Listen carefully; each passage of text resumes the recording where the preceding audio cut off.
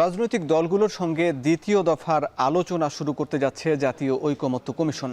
বিভিন্ন সংস্কার সুপারিশের বিষয়ে রাজনৈতিক দলসহ সংশ্লিষ্ট অংশীজনদের সঙ্গে আলাপ আলোচনার ভিত্তিতে ঐকমত্যে পৌঁছানো ও জাতীয় সনদ প্রণয়ন করা ঐকমত্য কমিশনের লক্ষ্য। কিন্তু প্রথম দফার আলোচনায় দেখা গেছে মৌলিক সংস্কারের ইস্যুতে মতানৈক্য রাজনৈতিক দলগুলোর মধ্যে। এই অবস্থায় লক্ষ্য অর্জন কতটা সহজ আলোচনা করতে চাই আজকের ভোটের ট্রেনে। সঙ্গে আছি আমি হাসিব বিল্লাহ। দর্শক, শুরুতেই দেখে নিতে চাই এই গণ অভ্যুত্থানের পর থেকে এই প্রায় 9 মাস পেরিয়েছে, এর মধ্যে সংস্কার অগ্রগতি কতটা হলো। এই সরকারের লক্ষ্যই ছিল একটি সংস্কার করা এবং একটি নির্বাচন দেয়া। সংস্কারের পরে নির্বাচনে আলাপ হচ্ছে, সংস্কার ইস্যুতে কতটা অগ্রগতি আমরা একটু সামারি দেখে নিতে চাই। দেখতে চাই 2024 সালের অক্টোবরে 6টি সংস্কার কমিশন গঠন হয়। সংবিধান, নির্বাচন, বিচার বিভাগ, দুদক, পুলিশ ও জনপ্রশাসন, এই 6টি গুরুত্বপূর্ণ সংস্কার প্রথমেই কমিশন গঠন করে সরকার। এরপর আমরা দেখেছি 2025 সালের ফেব্রুয়ারিতে সম্বলিত প্রতিবেদন প্রকাশ করে। এই যে কমিশনগুলো, তারা রাজনৈতিক দলগুলো সহ বিভিন্ন সংস্থার সঙ্গে আলাপ আলোচনা করেই মূলত এই প্রতিবেদন প্রকাশ করা হয়েছে। এরপর আমরা দেখছি যে 2025 সালের 12 ফেব্রুয়ারি জাতীয় ঐকমত্য কমিশন গঠন করা হয়। মূলত এই সংবিধানের এই যে সংস্কার কমিশনগুলো গঠন করা হয়েছিল, এই সংস্কার কমিশনগুলো একসঙ্গে এটি বাস্তবায়নের জন্যই মূলত জাতীয় ঐকমত্য কমিশন গঠন করা হয়েছিল এবং সেখানে প্রধান উপদেষ্টাকে সভাপতি এবং এই সংবিধান সংস্কার কমিশনের যিনি প্রধান ছিলেন আলী রিয়াজকে সাধারণ সম্পাদক করে এই কমিশনটি গঠন করা হয় এবং এই 6 কমিশনের প্রধান সহসভাপতি এবং এই কমিশনের যে 6 জন প্রধান, তারাও এই ঐকমত্য কমিশনের সদস্য। এছাড়া আমরা দেখেছি এই কমিশনই মূলত এতদিন কাজ করছে। আমরা দেখেছি এরপরে 15 ফেব্রুয়ারি আনুষ্ঠানিকভাবে কাজ শুরু করে, যার লক্ষ্য নির্ধারণ করা হয় 6 মাস এবং 2025 সালের 28 ফেব্রুয়ারির মধ্যে রাজনৈতিক দলগুলোর কাছে প্রতিবেদন পাঠানো হয়, যেখানে মূলত আমরা দেখেছি 2025 সালের 6 মার্চ এই প্রতিবেদন 5 মার্চের মধ্যে গুরুত্বপূর্ণ 166টি সুপারিশ 38টি রাজনৈতিক দলগুলোর কাছে পাঠানো হয় স্প্রেডশিটের মাধ্যমে এবং 2025 সালের 15 মার্চ মতামত দিতে রাজনৈতিক দলগুলোর প্রতি অনুরোধ করা হয়। যে স্প্রেডশিটটি পাঠানো হয়েছে সেখান থেকে মতামত দিতে দেওয়া হয়েছিল, একটা বিশ্লেষণ জমা দিতে বলা হয়েছিল, যদিও কিছু কিছু দল এর সময় বাড়ানোর প্রতি আহ্বান জানায়, অনুরোধ জানায়। এরপর আমরা দেখেছি 20 মার্চ থেকে 19 মে পর্যন্ত 33টি রাজনৈতিক দল ও জোটের সঙ্গে 45টি অধিবেশন অনুষ্ঠিত হয়। আমরা দেখেছি যে এই অধিবেশন হবার পরেই মূলত প্রথম দফার অধিবেশন শেষে দ্বিতীয় দফার আলাপ আলোচনা শুরু হতে যাচ্ছে। দর্শক, এই পর্বে আমরা এবার দেখে নিতে চাই আজ ভোটের মাঠের আলোচনায় যা যা আলোচনা হলো। জামাতি ইসলামীর নিবন্ধন অবৈধ ঘোষণা করে দেয়া হাইকোর্টের রায় বাতিল করে দিয়েছে আপিল বিভাগ। সে সঙ্গে আপিল বিভাগ দলটির নিবন্ধন ফিরিয়ে দিতে নির্বাচন কমিশন বা ইসিকে নির্দেশ দিয়েছে। এর কারণে শুকরিয়া আদায় করেছেন দলটির আমির ডাক্তার শফিকুর রহমান। তিনি বলেছেন, দীর্ঘ 1 যুগেরও বেশি সময় ধরে আইনি লড়াই সংগ্রাম শেষে জামাত ইসলামী দল হিসাবে আজ তার ন্যায্য অধিকার ফিরে পেয়েছে। তিনি বলেছেন, রায়ে ন্যায় বিচার প্রতিষ্ঠা ও জনগণের ভোটাধিকার প্রয়োগের সুযোগ সৃষ্টি হলো। এদিকে আজ এক অনুষ্ঠানে বিএনপির স্থায়ী কমিটির সদস্য ডক্টর খন্দকার মোশাররফ হোসেন বলেছেন, ডিসেম্বরের পর নির্বাচন বিলম্ব হলে ষড়যন্ত্র মাথা চাড়া দিয়ে উঠবে। দর্শক, ভোটের মাঠে এই আলাপ আলোচনাগুলো ছিল। এইসব বিষয় সংস্কার, নির্বাচন ইস্যুতে আমরা একটু আলাপ আলোচনা করতে চাই। আলোচনায় যুক্ত হয়েছেন জাতীয় নাগরিক পার্টির কেন্দ্রীয় সংগঠক ইমরান হোসেন। ইমরান হোসেন, আপনাকে স্বাগত জানাচ্ছি ভোটের ট্রেনের আজকের আয়োজনে। শুরুতে আপনার কাছে জানতে চাই, এই যে সংস্কার ইস্যু নিয়ে যত আলাপ হয়েছে, এই সরকারের অন্যতম লক্ষ্য ছিল সংস্কার। প্রথম দফায় আলোচনা শেষ করেছে ঐকমত্য কমিশন, দ্বিতীয় দফায় আলোচনা শুরু হতে যাচ্ছে। এই প্রথম দফার আলোচনায় কতটা অগ্রগতি হলো? এনসিপি বা আপনারা গণ অভ্যুত্থানের নেতৃত্ব দিয়েছেন, আপনারা কতটা সন্তুষ্ট?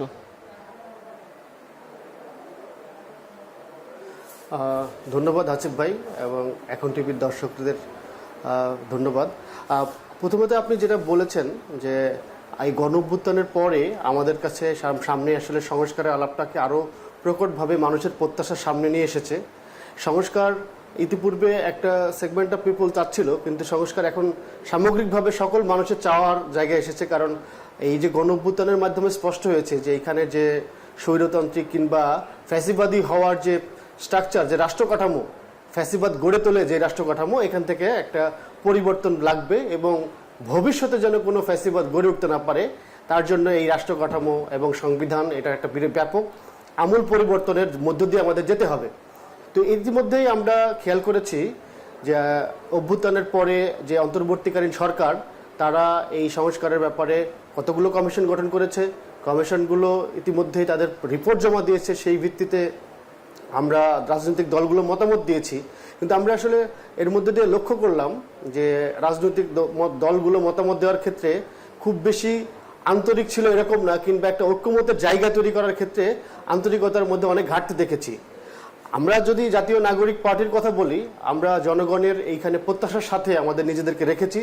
জনগণ যেভাবে ক্ষমতার বিকেন্দ্রীকরণ চাই, একটা বিচার ব্যবস্থা চাই যেখানে প্রত্যেকের জন্য ইনসাফ প্রতিষ্ঠিত হয়, আমরা রাষ্ট্রের প্রত্যেকটা জায়গায় জবাবদিহিতা চাই, আমরা রাষ্ট্র ব্যবস্থাকে সেইভাবে সংস্কার করার দিকে আগাতে চাচ্ছি। কিন্তু এখানে আসলে এই সংস্কার কমিশন যে উদ্যোগ নিয়েছে, আমরা আমাদের সংস্কারের আলাপটাকে যতটা স্পষ্টভাবে তুলতে পেরেছি, কিন্তু এই সংস্কার কমিশনের মাধ্যমে সকল দলের মধ্যে যে সমঝোতার জায়গা তৈরি করা দরকার বা ঐক্যমত তৈরি করা দরকার, সেই জায়গাটাই একটা বিরাট ঘাটতি আমরা ইতিমধ্যে লক্ষ্য করছি। বিশেষ করে কতকগুলো দল যারা আসলে আমরা বলবো যে এই পুরনো কাঠামোকে জিয়ে রাখতে চাই, তারা এখনো পর্যন্ত এই সংস্কারের ব্যাপারে খুব বেশি ঐক্যমততা জায়গাটা তৈরি করেনি। বরঞ্চ বলবো যে এই সময় জনগণের চাওয়া পাওয়ার সাথে একটা বিপরীতাত্মক জায়গায় দাঁড়িয়েছে। সেখান থেকে আমরা মনে করি যে ঐক্যমত কমিশন প্রথম ধাপে যে আলাপটা করেছে, একটা পোর্শনে আমি কিছুটা ফলপ্রসূ বলবো, কারণ বাংলাদেশের বেশিরভাগ রাজনৈতিক দল সংস্কার প্রক্রিয়ার মধ্য দিয়েই আগামীতে আগাতে চাচ্ছে। হয়তোবা দু একটা দল, সেটা জনপ্রিয় দল, বড় দল হতে পারে, কিন্তু বেশিরভাগ দল আসলে ঐক্যমত কমিশনের সাথে আলাপ আলোচনার ভিত্তিতে একটা সংস্কার প্রক্রিয়ার মধ্যে অংশ নিয়েছে বলবো আমি। জি, আপনাকে ধন্যবাদ। আমরা এরপরে যেহেতু দ্বিতীয় দফার আলোচনা শুরু হয়েছে, সেখানকার প্রত্যাশা প্রাপ্তি নিয়ে আলাপ করব। আপনি যুক্ত থাকুন। দর্শক, ভোটের ট্রেনে নিচ্ছে একটা বিরতি, ফিরছে একটু পরেই।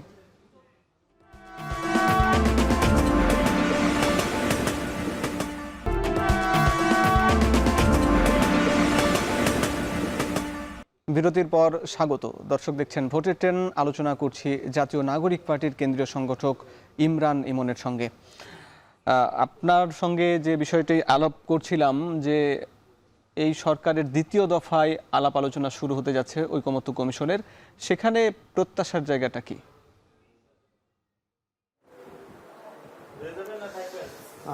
আসলে আমরা ইতিমধ্যেই যেই আলোচনা হয়েছে, আপনি জানেন যে ঐক্যমত্য কমিশন বাংলাদেশের প্রায় সকল রাজনৈতিক দলের কাছে 166টি প্রস্তাব দিয়ে আমাদেরকে মতামত নিয়েছে। আমরা সেখানে মতামত দিয়েছি। তো আমাদের মতামতের পর এবং অন্যান্য দলও মতামত দিয়েছে।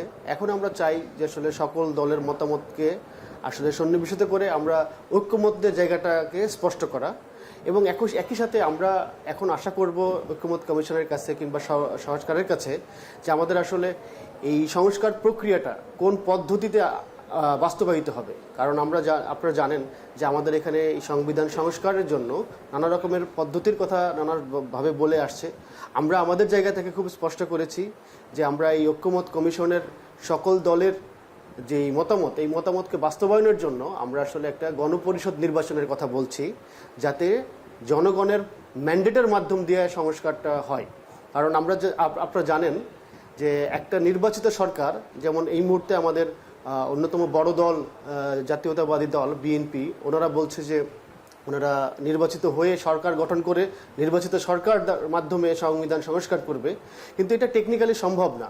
কারণ একটা নির্বাচিত সরকার সংবিধানের বেসিক বা প্রিন্সিপালের জায়গায় বদলাতে পারে না, তো এবং জনগণের ম্যান্ডেটও থাকে না সেখানে। তো আমরা খুব স্পষ্টভাবেই বলছি জাতীয় নাগরিক পার্টির জায়গা থেকে যে আমরা যদি এই সংস্কারটাকে সত্যিকার অর্থেই সাস্টেনেবল করতে চাই, কারণ ইতিপূর্বে আমরা এরকম সংস্কার দেখেছি, সেগুলো কিন্তু টিকানো যায়নি, কারণ সেখানে জনগণের ম্যান্ডেট ছিল না। তো আমরা এখন বলছি যে এই ঐক্যমত কমিশন দ্বিতীয় ধাপে যে আলাপ করবে, সংস্কারের পয়েন্টগুলো যেমন এর মধ্যে দিয়ে কিছুটা ফাইনাল হয়ে এসছে, কিন্তু আমাদের এখন পদ্ধতির আলাপটাকে খুব সামনে জোরালোভাবে নিয়ে আসা দরকার, এবং সেটা অবশ্যই জনগণের মতামত যেখানে স্পষ্টভাবে আসবে, জনগণের ম্যান্ডেট নিয়ে যেন আমরা এই সংস্কারের প্রক্রিয়াটা শেষ করতে পারি, যেন আমাদের এই যে বিরাট আত্মত্যাগের মধ্য দিয়ে যে অর্জন, গণঅভ্যুত্থানের মধ্যে দিয়ে আমাদের হাজারো শহীদ, হাজারো আহত ভাইদের যে ত্যাগের মধ্যে দিয়ে অর্জন, এই অর্জন যেন আগামীতেও বেহাত না হয়, এটার একটা প্রক্রিয়াগত আলাপটা যেন আমাদের এই দ্বিতীয় ধাপের আলোচনায় আসে, এইটা আমি জাতীয় নাগরিক পার্টির পক্ষ থেকেও আমরা প্রত্যাশা করি। কিন্তু একই সঙ্গে অন্যান্য রাজনৈতিক দলের দাবি যে জাতীয় ঐকমত্য কমিশনের মাধ্যমে রাজনৈতিক দলগুলো একমত হলে যে সনদ তৈরি হবে সেটি পরবর্তী নির্বাচিত দলগুলো এসে সেটি বাস্তবায়ন করবে, তাহলে সেই প্রক্রিয়া যেতে সমস্যা কোথায়? আচ্ছা, আমরা এই ব্যাপারেও আমাদের মতামত খুব স্পষ্টভাবে প্রকাশ করেছি যে আমরা বলছি যে আগামী নির্বাচনটা জাতীয় আইনসভার নির্বাচন পাশাপাশি গণপরিষদ নির্বাচন একত্রে করা, যে একই সাথে এই দুইটা নির্বাচন বা দুইটা মোড একসাথেই প্লে করা সম্ভব। এটা দেখেন, ঐতিহাসিকভাবে এই শিক্ষাটা আমাদের কাছে আছে বা এটার একটা উদাহরণ আছে। আমরা 1970 সালের নির্বাচনটাকে যদি খেয়াল করি, সেটা একই সাথে পাকিস্তানের নির্বাচন ছিল, পাকিস্তানের শাসনতন্ত্র তৈরি করার জন্য গণপরিষদ নির্বাচন ছিল এবং সরকার গঠনের নির্বাচন ছিল। তো আমাদের কথা যে নির্বাচনটা আমরা বলছি যে গণপরিষদ নির্বাচন এবং আইনসভার নির্বাচনটা একসঙ্গে হোক। এতে করে হবে কি, যে জনগণের একটা ম্যান্ডেট থাকলো, আর শুধুমাত্র এখনো যেটা লাগছে ঐকমত্য কমিশনের যেই সুপারিশগুলো সকল দলের ঐকমতের ভিত্তিতে, সেই সুপারিশ বাস্তবায়নের জন্যই কিন্তু গণপরিষদ লাগবে। এটা একটা প্রক্রিয়াগত ব্যাপার। আমি মনে করি যে এটা সাস্টেনেবল করতে হলে জনগণের ম্যান্ডেটকে যদি আমরা অ্যাকনোলেজ করতে চাই, তাহলে আসলে গণপরিষদ ছাড়া আমাদের বিকল্প নাই। আচ্ছা, এই প্রক্রিয়ায় যেতে গেলে কি নির্বাচন পিছিয়ে যাওয়ার সম্ভাবনা তৈরি হয় কিনা, এবং এর সঙ্গে নির্বাচন পিছিয়ে যাওয়াটাকে একটি বিএনপি মনে করছেন এটি ষড়যন্ত্র, আপনারা বিষয়টাকে কিভাবে দেখছেন? আমরা নির্বাচনের বিরুদ্ধে না, আমরাও নির্বাচনকে ওয়েলকাম করছি।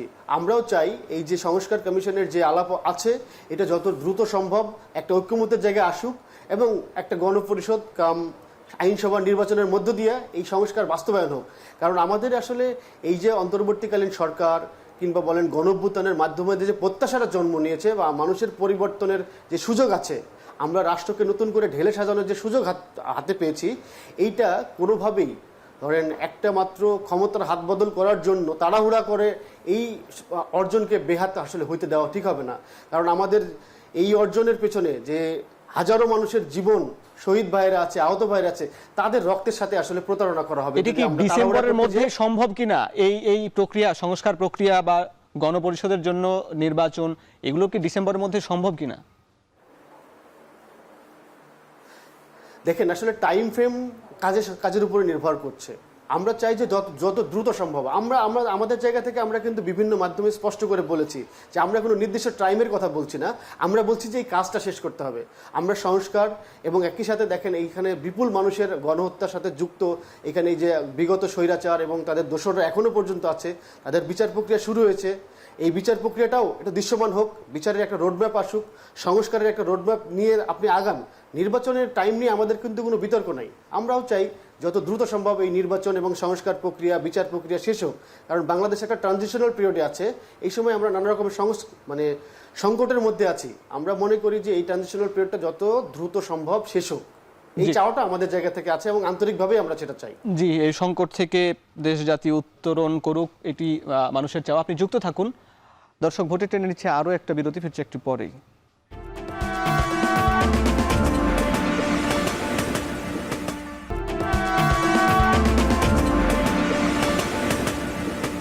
বিরতির পর স্বাগত।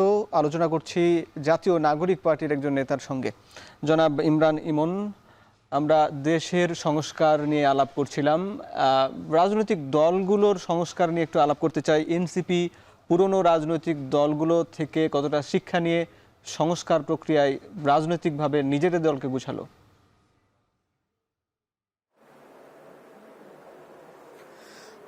আসলে এনসিপি সংস্কারের মধ্য দিয়েই আসলে বলবো যে এনসিপির জন্মটা।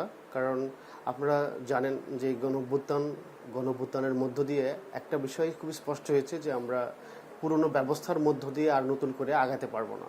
এই গণঅভ্যুত্থানের আগেও আমরা সংস্কারের আলাপ রাজনীতির মাঠে দেখেছি, কিন্তু গণঅভ্যুত্থানের মধ্য দিয়ে এইটা মানুষের কাছে একটা অন্যতম আকাঙ্ক্ষার জায়গায় পরিণত হয়েছে যে যেই ব্যবস্থার মধ্য দিয়ে এইভাবে মানুষের বুকে গুলি চালানো যায়, যেই ব্যবস্থার মধ্য দিয়ে মানে ফ্যাসিবাদ হয়ে ওঠা যায়, সেই ব্যবস্থা আসলে ধরে রেখে আর নতুন করে আগানো যাবে না।